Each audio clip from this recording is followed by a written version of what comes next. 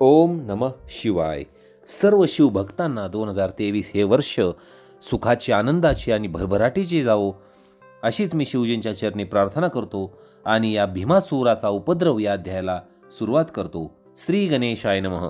सूत म्हणाले, ऋषींनो, आता मी तुम्हाला कामरूप देशातील लोकहितासाठी प्रगट झालेल्या भीमाशंकर ज्योतिर्लिंगाचे महात्म्य सांगतो. पूर्वकाळी भीम नावाचा महाबलाढ्य राक्षस होऊन गेला. तो कर्कटी राक्षसीच्या पोटी कुंभकर्णापासून उत्पन्न झाला होता. तो धर्मविध्वंसक आणि सर्व प्राण्यांना दुःख देणारा होता. तो आपल्या मातेसह सह्याद्री पर्वतावर राहत असे. एके दिवशी लहानग्या भीमाने तिला विचारले, आई, माझा पिता कोण आहे? तो सध्या कुठे आहे? तू येथे एकटीच का राहत आहेस? कृपा करून मला सर्व खरं खरं सांग. कर्कटी म्हणाली, बाळा, मी तुला सर्व हकीकत सांगते. कर्कट हा माझा पिता, पुष्कसी ही माता. माझे विराधाशी लग्न झाले. त्याला रामचंद्रांनी ठार केले. त्याच्या निधनानंतर मी माहेरी आले. एके दिवशी माझे माता पिता अगस्त्यांच्या शिष्याला सुतीक्ष्णाला खाण्यासाठी गेले होते. त्याने संतप्त होऊन तपोबलाने त्यांना भस्म करून टाकले. त्यामुळे मी सर्वार्थाने निराधार आणि असहाय्य झाले. दुःख करत एकटीच या पर्वतावर राहू लागले. एकदा रावणाचा भाऊ कुंभकर्ण येथे आला होता. तो बल आणि पराक्रमाने संपन्न होता. मला पाहून त्याने जबरीने समागम केला. मग माझा त्याग करून लंकेला निघून गेला. त्यापासून मला दिवस राहिले. पुढे तुझा जन्म झाला. मी कधीही लंका नगरी पाहिली नाही. ती कोठे आहे हेही मला माहीत नाही. काही दिवसांनी रामप्रभूंनी कुंभकर्णासह रावणाचाही वध केल्याचे वृत्त मला समजले. त्यामुळे तेथे जाण्याचा प्रश्नच उरला नाही. मी तुझे संगोपन करत येथेच कालक्रमणा करू लागले. कर्कटीचे बोलणे ऐकून भीम राक्षसाला फार वाईट वाटले. तो स्वतःशीच विचार करू लागला की रामचंद्राने विराधाला मारून माझ्या मातेला विधवा केले. त्यानंतर माझ्या पित्यालाही मारले. अशा प्रकारे त्याने माझ्या मातेला व मला दुःखच दिले आहे. याचा सूड घेतला पाहिजे. मी कुंभकर्णाचा पुत्र असेन तर श्रीहरीला पीडा दिल्याशिवाय गप्प बसणार नाही.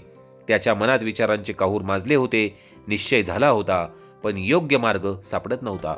या गोष्टी घडवून आणायच्या तर महान सामर्थ्य हवे, म्हणून लहानगा भीम तप करण्यासाठी घनदाट अरण्यात निघून गेला. भीमाने ब्रह्मदेवांना प्रसन्न करण्यासाठी कठोर तपश्चर्या आरंभ केली. तो एका पायावर उभा राहून एक हात वर करून आणि सूर्याकडे दृष्टी लावून 1000 वर्ष तप करत होता. त्या तपश्चर्याच्या प्रभावाने त्याने मस्तकावर भयानक त्याच्या तेज उत्पन्न झाले. त्याच्या तीव्र तपामुळे देवादिकांना अतिशय त्रास होऊ लागला. तो अगदीच असह्य झाला. तेव्हा इंद्रादी देव ब्रह्माजींना शरण गेले. त्यांना नमस्कार केला. अनेक स्तोत्रांनी त्यांची स्तुती केली व म्हणाले की पितामह, भीम राक्षसाच्या तपश्चर्येच्या तेजाने सर्व जगाला ताप होत आहे. तुम्ही अपेक्षित वर देऊन त्याला तपश्चर्येपासून निवृत्त करा, अन्यथा आम्ही भस्मसात झाल्याशिवाय राहणार नाही. त्यांचे दुःख जाणून ब्रह्माजी त्या राक्षसापाशी गेले व म्हणाले की भीमा, तुझ्या तपश्चर्येने मी प्रसन्न झालो आहे, तरी अपेक्षित वर मागून घे. भीमाने त्यांना नमस्कार केला व म्हणाला की ब्रह्मन, तुम्ही माझ्यावर प्रसन्न असाल तर मला अतुल सामर्थ्य द्या. तेव्हा तथास्तु असा आशीर्वाद देऊन ते आपल्या स्थानी गेले. त्यांना त्यांच्या वरदानाने महाबलवान झालेला भीम आनंदाने आपल्या मातेपाशी गेला. तिला सर्व वर्तमान सांगितले व गर्वाने म्हणाला, आई, आता पहाच माझे सामर्थ्य. मी इंद्रादी देवांचा आणि त्यांना सहाय्य करणाऱ्या विष्णूचाही संहार करणार आहे. कर्कटीने त्याचे कौतुक केले. त्याला युद्धासाठी प्रोत्साहित केले. भीमाने विचारपूर्वक योजना आखली. काही दिवसांनी तो पराक्रम करण्यासाठी बाहेर पडला. त्याने स्वर्गावर आक्रमण केले. इंद्रादिक देवांचा दारुण पराभव केला. त्यांना त्यांच्या त्यांच्या स्थानांवरून हाकलून दिले. भगवान विष्णूंशी युद्ध करून त्यांनाही जिंकले. मग तो पृथ्वीवर आला. त्याने कामरूप देशावर स्वारी केली.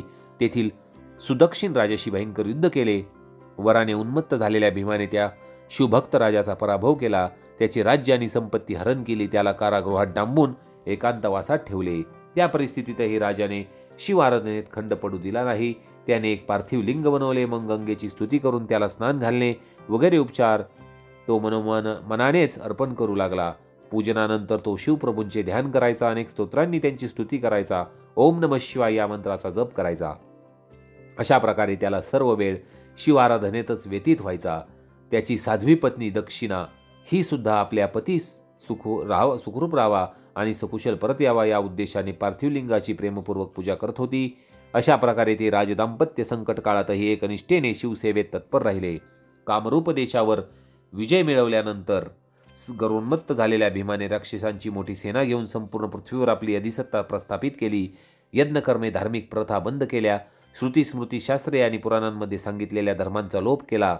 सर्व गोष्टींचा मीच उपभोक्ता आहे हे जे काही द्यायचे असेल ते मलाच द्या असा प्रचार करून तो दुरात्मा सर्व गोष्टींचा उपभोग घेऊ लागला.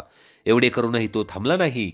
तो देवांना पीडा देतच राहिला, पण नंतर ऋषींवर आणि ब्राह्मणांवरही अत्याचार करू लागला.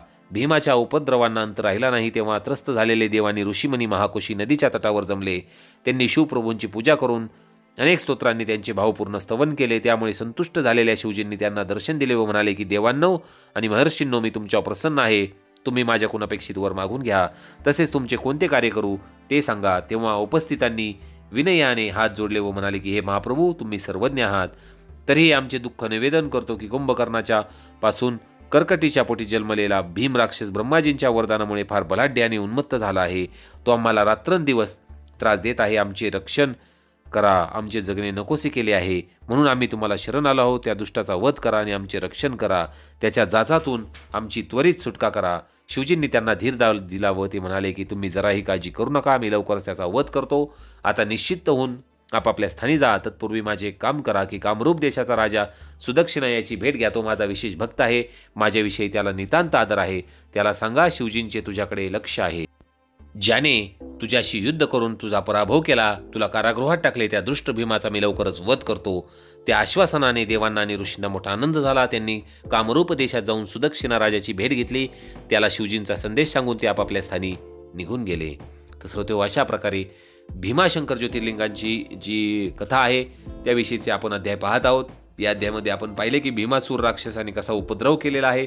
तसेच भीमासूर हा कुंभकर्णाचा पुत्र आहे हे आपल्या लक्षात आलेलेच असेल. हो, रामायणातील कुंभकर्ण जो रावणाचा भाऊ होता त्याचाच हा पुत्र आहे भीमासूर. लक्षात ठेवा श्रोतेहो, अतिशय महत्त्वाची छोटी छोटी गोष्टी आहेत की आपल्याला त्या माहीत होत चालतात. फक्त आपण लक्षपूर्वक ह्या गोष्टी ऐकल्या पाहिजेत.